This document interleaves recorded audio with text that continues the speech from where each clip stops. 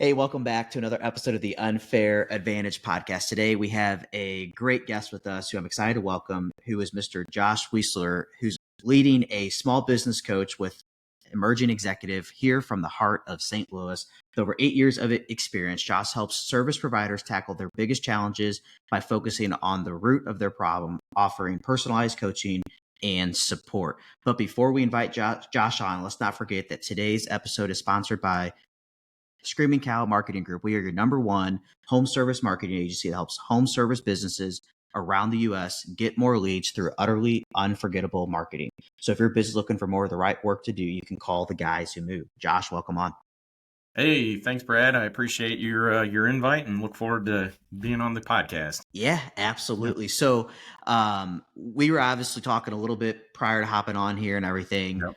I know about you and what you do in your business because we've been connected for some time, but why don't you kind of give everybody a little bit about what you do, who you focus on, exactly what emerging executive is? Yeah. So for me, my journey started out of the real estate world. I'd been in the investing circles. I had done a bunch of different things in real estate, anything from like working with a title company. I was an agent. I've invested in different forms of investing. And for me, really the thing, I was working with a company, I was running their projects, but I had always been on the coaching side as well on the side. As a matter of fact, I did a podcast last week about like starting things as a side hustle. And for me, I started coaching while I was selling airplane parts for small engine aircraft in Granite City. I was working with a guy out of England, and I started as a client for him, but with my skill set, he actually brought me on, and I was making $100 a month helping him coach his people. And so over time, I was working in the real estate field and I was running the projects for this company. And they pivoted their business and they ended up going all virtual. So like having a project manager out in the field made no sense. They brought me back in house and were having me do cold calls. And it just wasn't in sync at that point. And so I had a conversation with them and said, hey, if you're just worried about like saying you no longer have a position here for me or we need to do something different, let's do that. I was expecting them to say, yeah, we're going to get another project to send you out. And they said, yeah, we've actually been not knowing how to have this conversation. So we're going to let you go. At that point, I took that as licked my wounds for a couple of days, not realizing I caused myself to get fired. And conversations with my wife and all of this really came up was like, what do I want to do with my life? And what came up was I want to coach other people. And so I started a consulting company at that point. I had like 5 people right out of the gate that I started coaching with. And it was just like life coaching, some business strategy, because I was really big, had just learned a lot about traction, and I've got integrator qualities. So I was helping people structurally with their business as well as really a lot of mindset stuff.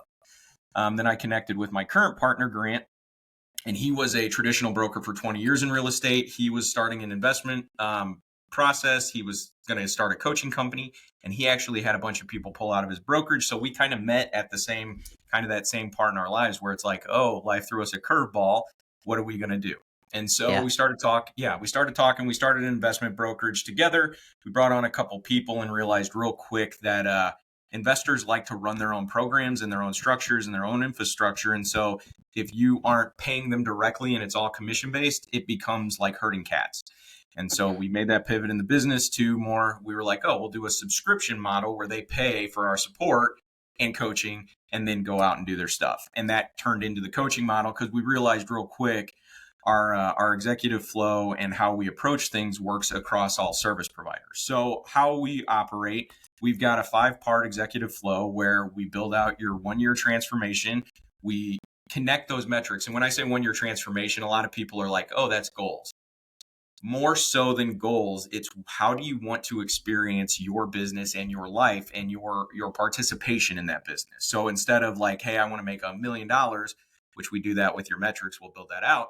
But we actually focus on how do you want to experience your business? Do you want steady income? Do you want to go out and hustle every day? Do you want to go out and build a team? Are you focused on like having more leadership and like the skills that are required in that? And then we connect your metrics specifically to that experience where a lot of people just drive revenue numbers or they talk leading and lagging indicators. But really, how do you know you're approaching how you really want that experience in your business to be? we focus real heavily on experience of the process. So like a great example, one of our clients, Bryson, had a meeting with him. One of his rocks, his 90-day goals from those metrics, he's looking to bring on an admin. And he was asking about like, how like this interview process, I'm not really connected to. I've got like who I'm looking for. And then we talked about, well, you say you're looking for a problem solver, but really what does problem solving look like in your business? And then it became, well, I want someone that's going to be able to like bring three solutions and then like make a recommendation so they own that seat. That's an experience that you want to have in your business versus I'm just looking for the concept of a problem solver, right? And that's where for us, a lot of times we get into the weeds, or just as business owners, we have a great concept of how things need to happen, but we don't necessarily know the architecting of it and like the experience that we actually want to get out of it. So what happens, and one of the things we do with our, we have a 2-hour consult we call the Executive Solve. We go in and we really dive into those layers of what people are actually looking to solve versus what they're presenting they want to solve. So a lot of times it's like, oh, I want more lead gen, but really there's an underlying like a resistance to it of, well, I'm not going to be able to fulfill it on the back end if I have 10 new deals, or, I'm worried that I'm not good enough to fulfill these things. Those things need to get cleaned up at a foundational level before you're going to put a new strategy or a tactic on top of it, if that all makes sense. So I kind of went on a little rant there, but no, that answered it. Yeah. No, that's perfect. Like a real life example I can kind of give for me is like, this is very short term, not in a year, but like we are, we are expecting our first in December. And like thank you. And what a lot of people don't realize is like, as entrepreneurs, like you don't get maternity leave, paternity leave. Like you gotta like, I think my wife's gonna give birth on a Thursday, and I think that Monday, like I have to run payroll. If I'm not running payroll, like my people aren't getting paid. Yeah. And but like my one goal between now and the end of the year, everything else I don't give a crap about. My one goal is to make sure that I can have 3 weeks where I'm working no more than an hour per day on the business while on leave. So that way I can have those moments with my wife and our son whenever he's born. And like, so when you're talking about 1 year goal, like it's, the money, all that stuff, revenue, like, that's great. But like, that's what I feel like would be like a real life example for me that we would have those conversations. All right. Like, what do we have to do? Let's reverse engineer this to get you to that point where you could not even an hour per day. How can we get you to like an hour every other day or an hour per week or not at all? Like, how can your business just run? Right. I'm in the phase where realistically that's not going to happen, but there is a happy medium in between. So that's what I love about what I heard is like you have a lot of people can achieve that through you guys. So yeah. And speaking on that, like one of the things that's really come up and we kind of chatted on before we hopped on was like the destination syndrome or the destination. I call it actually more of an addiction because especially for entrepreneurs, how I see it, we all started by trying to alleviate a pain in our life, whatever that is. So like that pain drove us into action and we have an ambition. Those things together are great for starting and they're amazing for starting. And then what happens in my experience and with a lot of people we talked about, we start building a machine that we think is going to alleviate this need. Like it's going to solve these problems. We're going to have more time. I'm going to have all these things. Brad, as you know as well as I do, you've built something from the ground up, and now you're at a point where it's probably required more time from you than when you started, more passion, more pursuit, more intentional energy, and it can start feeling like it's tapping your capacities. And one of the things that most entrepreneurs and we really work to help with is that kind of destination addiction where it's like, I just got to get through this phase and like things will be easier. I got to get to this. We'll bring on this new person and like the dust will settle and then everything will be okay. And as you're experiencing and you're going to go into this with your, your new child that's coming, I call it an addiction because the tendency will be for us to bring ourselves back to where we were in it.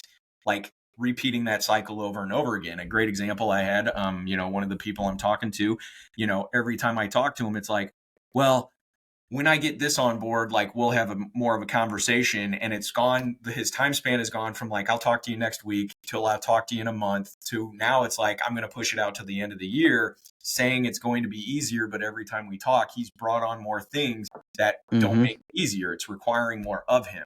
So Yep. that's where I say it's like an addiction loop where we don't even realize the pattern we're creating, thinking it's the pattern we're creating and we're engaged in eventually will create the solution.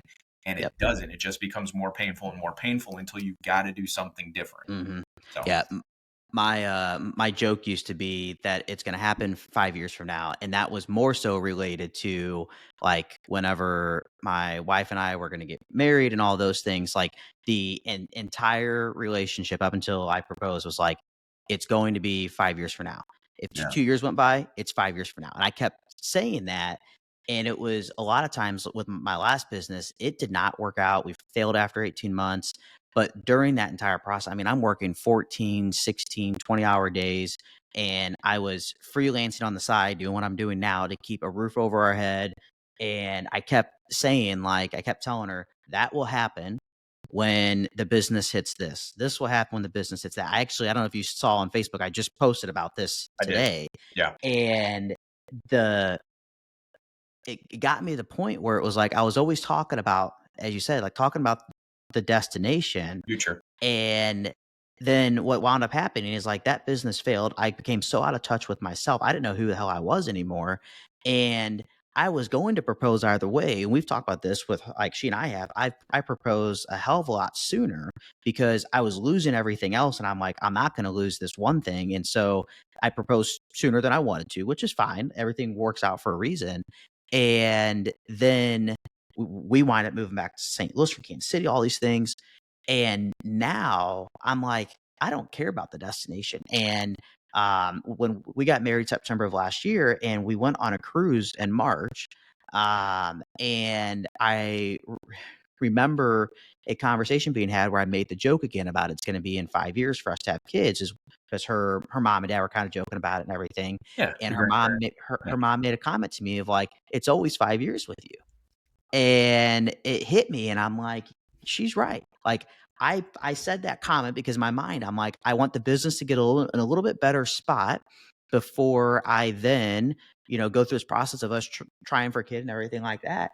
And I'm like, F it. And so I just completely got that mindset out of my way. And thankfully we're blessed. We're having our first child in December. But it was like, if I would have kept that destination mindset, like it was all about like, I can't afford to have a kid because of XYZ. Yeah. We've had all kinds, and as you know, we've had all kinds of doctor bills pop up. As Oh, everybody yeah. knows, kids are expensive. I'm already looking at the cost of this and that and all those things. The fact is, it's going to work out, and that is what it is. And so you just need to quit talking about how you're going to get there and just get there. So Yeah. And doing it in a structured, formatted, like systematic way with support. For me, a lot of times that's the thing. As entrepreneurs, we like to think, and I made a post about it yesterday and someone reached out to me about it where it's like, look, if you think it's going to get easier at some point and it keeps patterning that way, you're probably suffering in silence. hmm Meaning you're probably not talking to the right people. You probably don't have the right support in place. Or you think like, I should be good enough to make this work.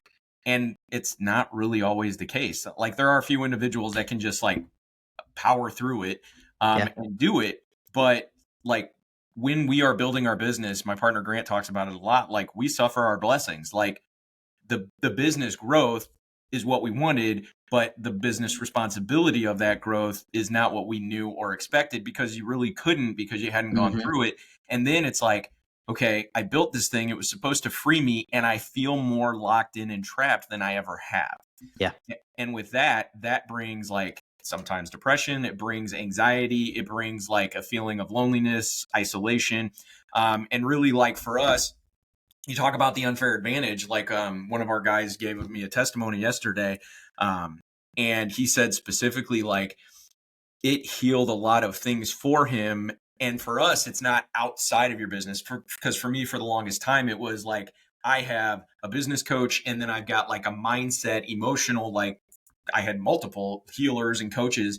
And Mm-hmm. for us, the difference is like, and he put it great. He's like, I got to heal a lot of those things over the last year in my transformation through my business versus on the side of my business. Because for Yeah. us, I look at three things: my significant other, which my wife of, and again, Brad, it was kind of like you. I had that conversation where it was like, oh, we'll get married when. We'll get married Mm-hmm. when.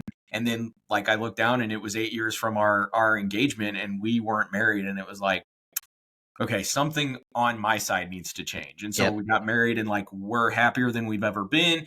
But like your significant other, your children, because they are going to be an immediate reflection of everything you don't like about yourself when they start talking and start having that Mm-hmm. like conscious engagement. And then lastly is your business, because in order, like they're your greatest vehicles for growth if you choose to look at them that way. And for us, it's personal development is the angle that you go through with all these. They're all tools for personal development. That's it for us. Yeah. And so that's how we infuse everything through. Like our executive solve is all about getting to that core foundational thing you're chasing. For me, it used to be validation and like proving that I'm not inadequate anymore. And like some people, it's about consistency, and other people, it's like I've got a significance wound where like I don't think I'm going to contribute enough or I want to impact. And so we've all got this kind of core thing where we started our business from and we started building from, and all it is going to do is build to a point where it makes you look internalize Mm-hmm. it, and like I've got to heal this for my business really to go to the next level. And it's amazing to see it work from the outside and like in Yeah. my own personal journey.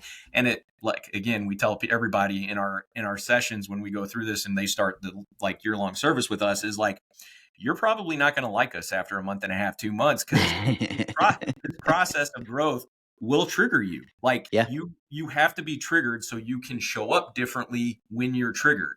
Because Yep. and that's why in sales I've resisted it forever. Like I didn't like it. I didn't like, but pain is what moves people. And Yep. like if unfortunately, until you realize you can start intentionally designing things like we show with our transformation, like pain is what gets you moving, because if it's not painful enough, we don't value like the movement of it. A lot of times it's comfortable enough. We can sit in it. It's familiar. And then we just kind of, wallow, as we say. Yeah. So Yeah. Absolutely. yeah. So, uh, do you guys, so you were in the real estate world, real estate investing world, your business partner, Yeah. Grant, was and everything. So do you guys only work with people in the real estate industry, or you Nope. kind of, we work with anybody and everybody? Who is your like ideal client that you work with? Great question. So we work with we work with service providers, most likely, those business professional or those business owners that are making, we've got different services. Our executive solve, it's like $1,000. So like we'll do work with people that are like anywhere in 50 to 60, but really for like our year end, back end, you want the full transformation and support. We're looking for people that are making, gross 300,000 or above. They're service providers, because like retail and like products are one thing, but really like if you're a service provider, you're really selling yourself. You're really selling your Mm-hmm. abilities. You're selling the ability to fulfill, and you're selling who you are through your service. Like that's Yeah. how we see it. So we work with service providers. And then again, like we're finding our best clients that like really get the transformation. They have that destination addiction where it's like, and it's gotten painful enough to where they want to do something different. Because there's people that like will continue to fight for it because it hasn't gotten painful enough. I'm having some success. I'm doing well. Like the wheels are spinning. I just got to get to X. Like that hasn't gotten painful enough to where they've had Mm-hmm. enough success and enough like one of our guys, Jack, he's a great example. Like, and this is really how it shows up when we go through this process. His thing when he came in was his goal was like, I want to build $1 million business. I think they were at 500, 600,000. And we got into about 7 months, 8 months of his journey. And we're talking about building out his metrics and his rocks. And then for a great example, we'll put ego metrics into things, meaning I'm going to like double what I think my metric actually should be. So if I shoot for the stars, I'll hit the moon, right? That's an ego trap. And he didn't come in that way, but he like genuinely, and he's very intelligent and he's a great business operator. He wanted $1 million. And we got into about 7, 8 months. And his experience was, how this business is running right now. I've got my peace back. I've got a feeling of like some control. I've got all of these different things. He's like, right now, I don't think I want to expand and try to push to $1 million because right now I'm not committed to the things it's going to take. And that for me is more freedom than a business that is continuing to grow year over year because it's intentional and it's aligned. And you have that experience where, like, ooh, I can design what I want. And now he's brought on another business. Now his business operator, that was his partner, is now in our sessions, and he's elevated to more of a CEO over his multiple businesses. And they are now looking to push to that $1 million.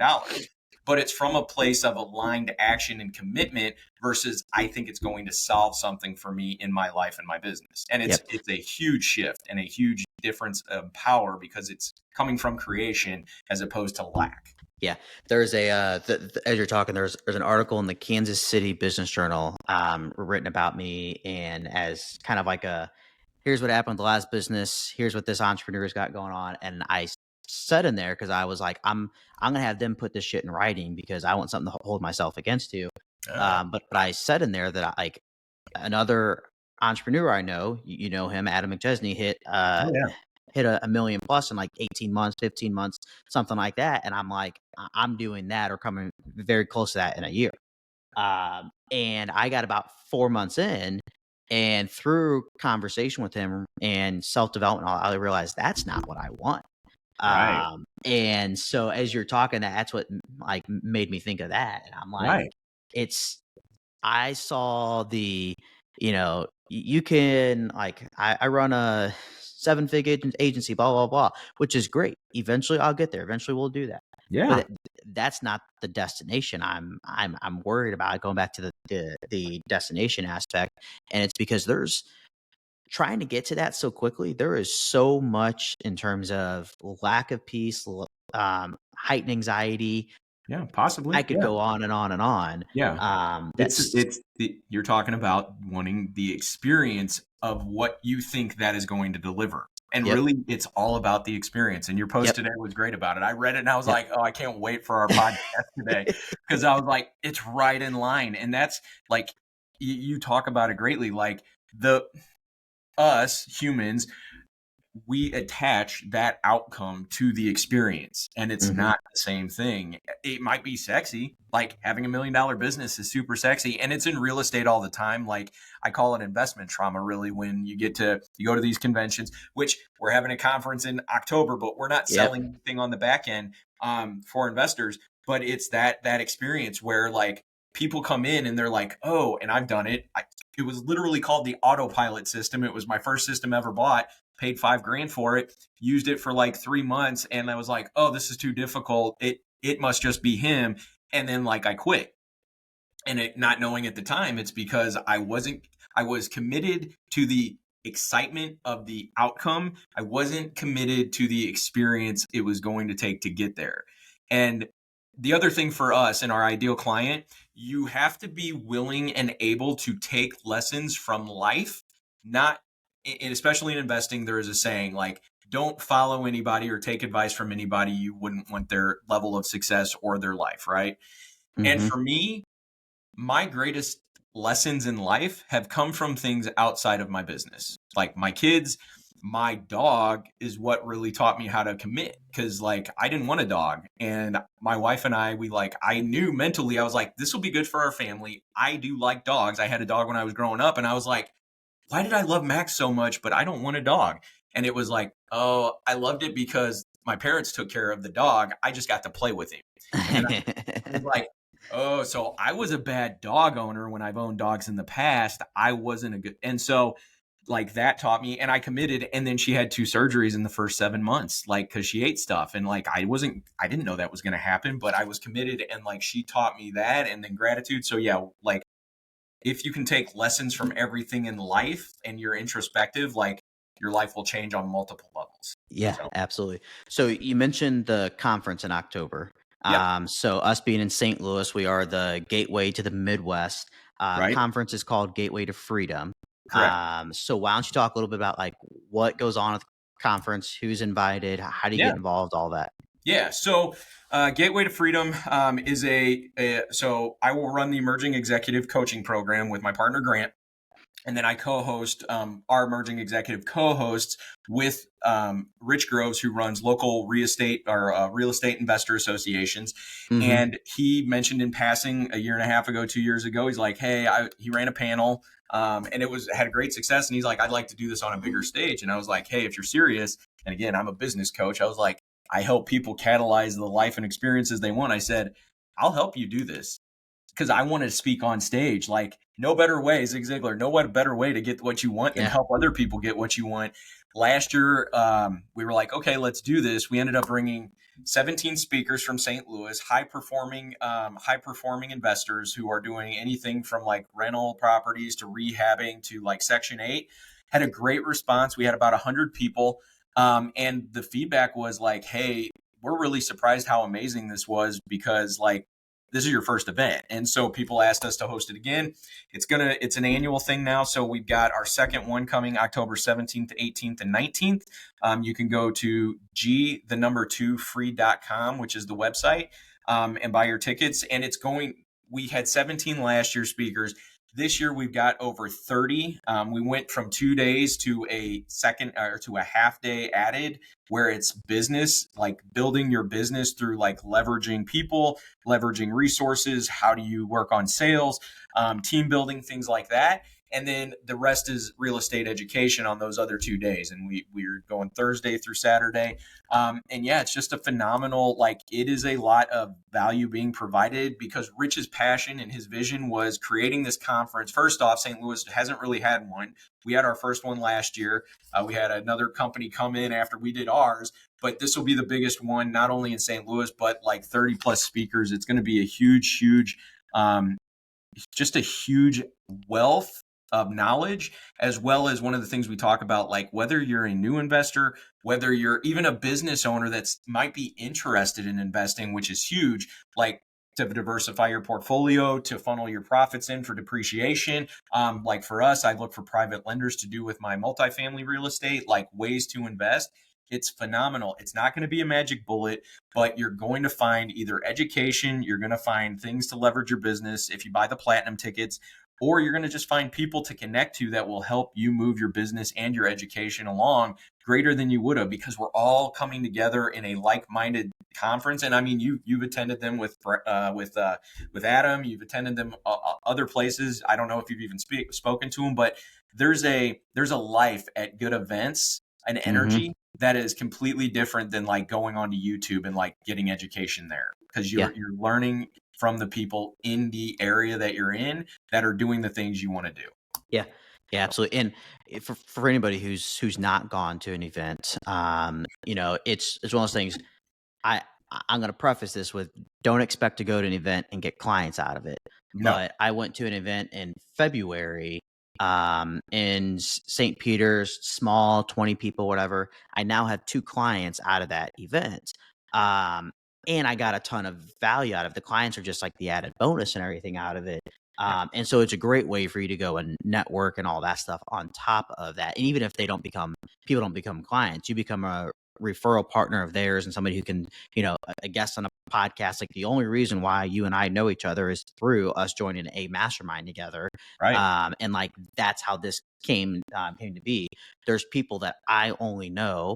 Maybe our paths would have crossed eventually, but I only know it to this point because of an event I went to, because of a mastermind I joined, and those different things. So yeah, the lifetime value of a relationship, I think, is something that's highly and again, me personally, I underrated it until I started working with Grant. And that's the thing that really attracted me. I was a lot of like transactional business operating, like again, in real estate, that does happen where like, I've got to go get the next one.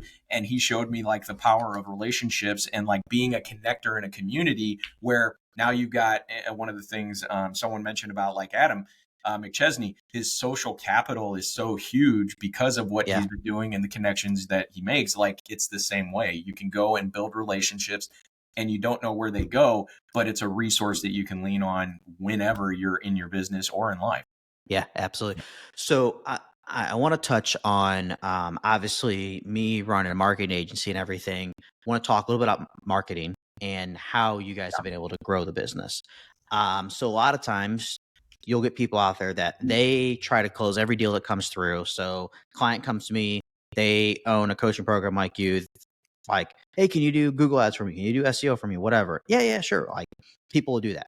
I'm on the hand of like, if you aren't my ideal client, like, or I don't see a path forward to success, like, we aren't working with you. And so Yeah.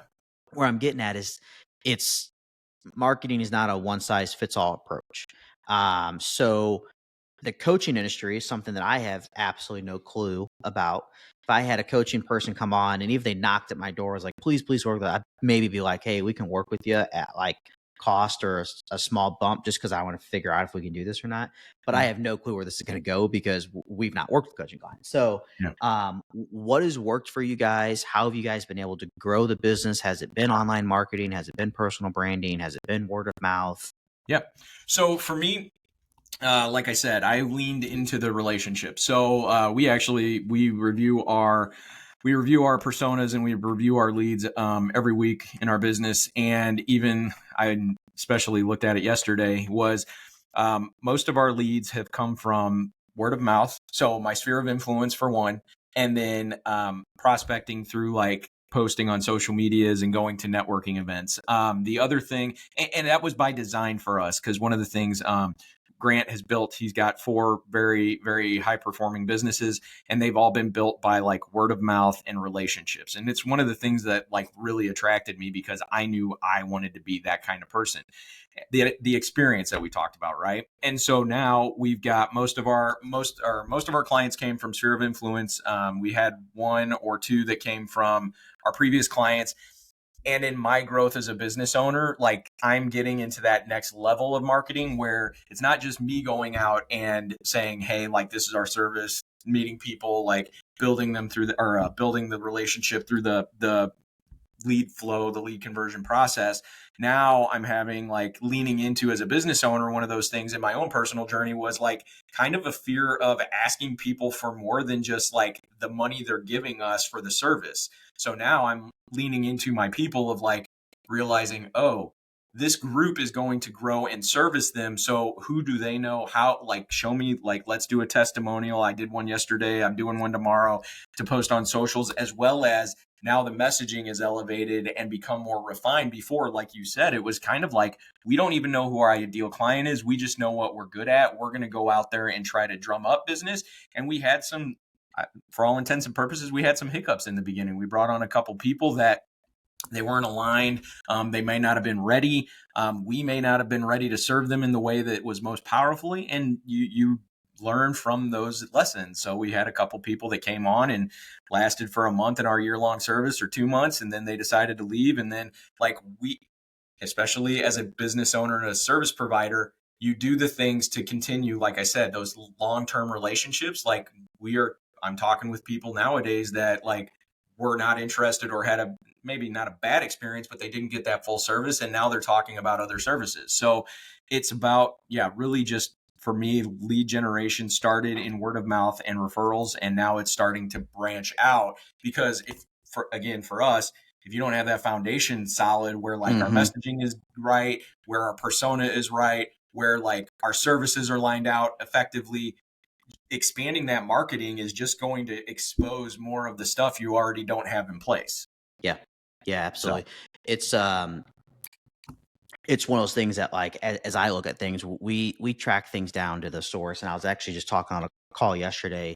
I track things down to the 3 touch points. And so it's like the primary source is like what got them to convert. So I just brought on a client that converted from me being a guest on somebody's podcast. But we've been connected as friends on Facebook for the longest time, since an event that I attended in February. So there's 3 points of attribution there that have actually allowed me to convert that client. If I would have not made that initial connection and had a conversation, everything with him at this event, if I wouldn't have then added him on Facebook and he'd been seeing my content and everything, like, that last piece was the one that allowed him to convert it. But all 3 of those is like what truly led to it. And so, like, that's something like I'm here. I'm like, yeah, it's relationships. Yeah, it's my network. Yeah, it's personal branding. Yeah, it's this. But it's the wheel of all of it. And that's something that we run into a lot as I get a lot of clients come in, they're like, I want to run ads on Google, or I want to run ads on Facebook, or I want to do SEO, whatever it is. It's like, okay, cool. But like, what if they don't convert? Right. What's going to happen after that? Are you doing email marketing? Are you nurturing them with postcard mailers? Are you doing this? Are you doing that? Are you inviting them to go like your Facebook page? Are you retargeting them with Facebook ads? Like, and then if they convert on, if let's say you do retarget them, they convert on a Facebook ad. Well, yeah, Facebook was the source that converted it, Yeah. but It was they tipping. didn't even get into your funnel if it wasn't for the Google ad you ran or the SEO work you did or whatever. And so that's something I always just call out. It's like, marketing is not like a one source thing. Like you don't just get people from this one source. Sometimes you do, and that's great.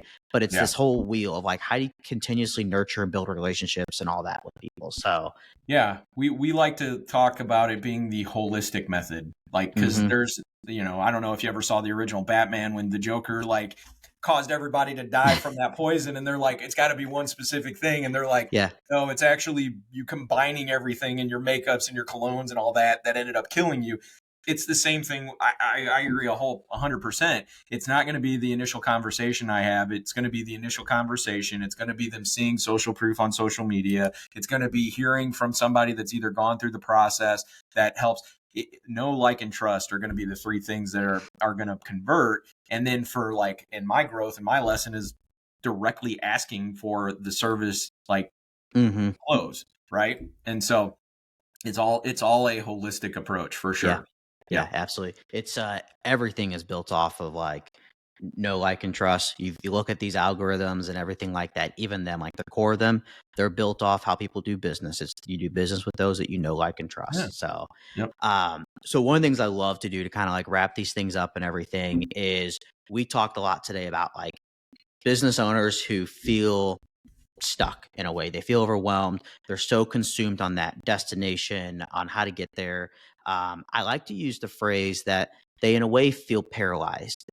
They Yeah. know that they need to move. They know how to walk. They know how to move, Yep. but they just can't. They've been paralyzed. So Yep. for those people, like, what's one like piece of advice that you would give to them to just move the needle, not even to get from point A to point B? Like, how can they get halfway through and just move it enough to make them feel like they have gotten progress and made change in their life? Yep. All right. And so, yeah, that's a great conversation. You said paralyzed. In real estate, they call it analysis paralysis is really what happens. And for a lot of people, and as you become a business owner and you start scaling, like, original analysis paralysis comes from like the tactical analysis paralysis. Like, I'm gonna execute something so horrendous it's gonna screw something up.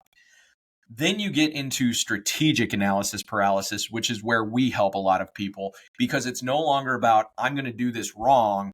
It's I'm going to make the wrong choice and head down a path that doesn't bear fruit. And therefore, I have to make the perfect choice. Right.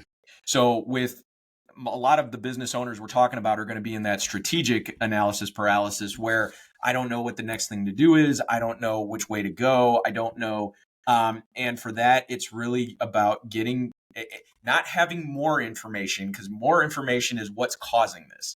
It's about getting clear on the experience that you want to have in that environment. So whether it's lead generation, whether it is your lead conversion, maybe it's bringing on processes and systems or people, whatever that needs to be, get a clear methodology as far as like, what does it look like to work through this problem?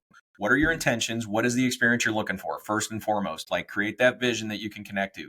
Secondly is, like you said, reverse engineer what it needs to look like to have that experience. We call it the CPA method. So I've got a concept of what I want. I'm architecting a plan to get there. And then the last one is take actions on that plan. And the action, a lot of times for me, when I'm in this mode of not taking actions, I'm thinking about myself too much. I'm thinking about the pain I'm going to receive, or like how perfect I need to be, or like how I'm going to screw it up, or whatever that ends up being. And then you've got to tap back into that reason that's outside of you, that reason that is going to push you, right? That vision, like the experience for the other person or the client you're going to solve. Why does it make sense to go and just provide this message, even if you're going to screw it up, right? And so those are kind of the three quick steps. And then like the methodology I recommend to people every day. Like that first one is find the purpose of it. What is going to move you to do it? Why do you want to do it? It's got to be powerful enough to like almost bring you to tears a lot of times to move you. The second one is like if it's a piece of you don't feel you're good enough or you don't feel you have a skill set, look for proof in your life that you already have it and are doing it. A lot of people are like, I can't prioritize or I can't organize. I'll guarantee you prioritize things in your life that you don't even recognize you prioritize. Like I go to the bathroom after I get out of bed. I put my socks on before I put my shoes on, right? You're organized and you have a path. It's just become a habit that you don't give credit to. So find proof. And then the next one is, like we said, practice. You're going to have to go out and practice this new way of being, and it's going to be uncomfortable until it's comfortable. So hopefully that helps. Yeah, absolutely. I even think like just the practice aspect, like I've been having a hard time going to the gym, all that stuff. Like, but it was just the practice, the repetition aspect. Like I went to the gym today. I walked on the treadmill for I think I did a mile and then I left. Like that was it. Yesterday, I freaking killed it at the gym. And it was like, I woke up today, I was like, I don't want to do this, like that kind of stuff. But I just needed to build in that repetition. And it was like, I don't even care if I walk in the door, take 2 minutes on the treadmill and walk out. Like it's the aspect of like getting that repetition in, because eventually it will become a habit of, like you said, like you wake up and you go to the bathroom. Like that's first thing you do. You wake up, you check your phone. First thing you do, like you prioritize checking your phone in the morning than doing X or than doing Y. So it's, and in that practice, like, and you talked about it, you went to the gym and walked a mile. What is the experience of that practice? It doesn't have to be huge, but when a lot of times what people take is like, I'm going to go take the action, is I'm going to go take the action to get it done so I can mark it off. Like that's the achievement. That's not the achievement. You're practicing this new way you want to show up in life. And so like we talk on working out, I went through 75 hard a month and a half ago, lost like 35 pounds. I'm on my journey now. I'm, at the weight that I haven't been in since high school, but I failed 75 hard twice. And the question on that first fail was like, the Josh that does this for the rest of his life and enjoys the health journey, which is the experience I wanted, what would he do? And the answer was he'd get his ass up, whether he failed or like completed 75 hard, and he'd go for his walk. And I was like, okay, I'm going to put my shoes on and go do it then. And I did it. And in that walk, the experience came of like, oh, this is what building a new muscle feels like, because you have to be present in the practice. You can't be looking to get it done. Yeah, right? Absolutely. Well, Josh, thanks again for hopping on today and talking through this. For anybody who's listening, please don't forget to like, subscribe, and leave us a 5-star review so we can continue to produce more episodes like this. And please also share this episode on platforms like Facebook, LinkedIn, and Instagram so we can get more views to what Josh is doing with executive immersion and their gateway. I'm going to say gateway to freedom, but I don't think the Gateway to Freedom conference. Until next time, this is your Unfair Advantage.